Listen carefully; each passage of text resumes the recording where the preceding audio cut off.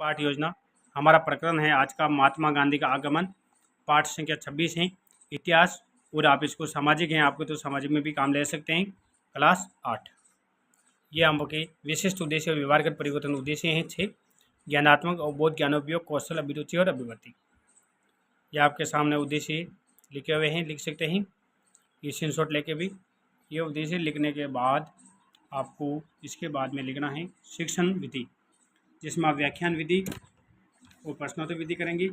फिर आप शिक्षण साहित्य सामग्री, जिसमें कक्षा उपयोगी सामग्री, प्रदर्शन सारणी आदि। पूर्व ज्ञान में लिखेंगे छात्र महात्मा गांधी के आगमन के तथ्यों के बारे में सामान्य जानकारी रखते हैं। ये करने के बाद आपको आना पड़ेगा नेक्स्ट पेज पर, जहाँ पर आपको करना पड़ेगा प्रस्तावना प्रश्न। तो ये रहा प्रस्तावना प्रश्न। हम किस देश के निवासी हैं? भारत के। भारत कब आज़ाद हुआ? 15 अगस्त 1947 को। भारत की आज़ादी में मुख्य रूप से किसकी भूमिका थी? भगत सिंह गांधी जी की।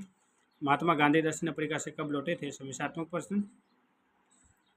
फिर आप उद्देश्य कथन करेंगे। प्रिय छात्रों, आज हम भारत में महात्मा गांधी के आगमन के बारे में विस्तार से अध्ययन करेंगे।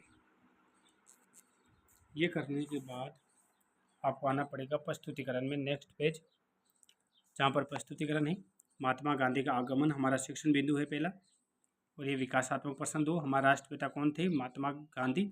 महात्मा गांधी दक्षिण अफ्रीका से भारत कब लौटे? समस्यात्मक प्रश्नों का बच्चों के लिए। फिर आप करेंगे छात्र अध्यापक कथन। ये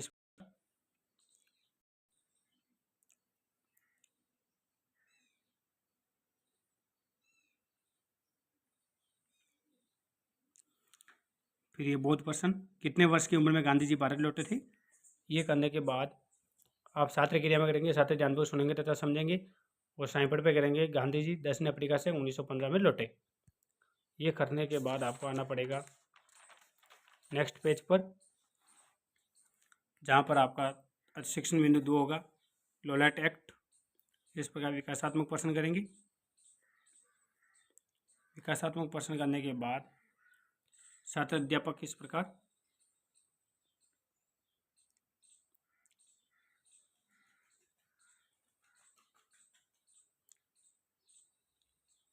फिर आप बोध प्रश्न, छात्र ध्यानपूर्वक सुनेंगे तथा समझेंगे। साइंपट कार्य 1919 में पारित हुआ था, काला कानून कहते हैं इसको। अहिंसक विरोधी दिवस मनाया गया था अपमान व यातना दिवस के रूप में 6 अप्रैल 1919 को। ये करने के बाद आपको नेक्स्ट पेज पर आना है, जहाँ पर आपको करना है मूल्यांकन प्रश्न।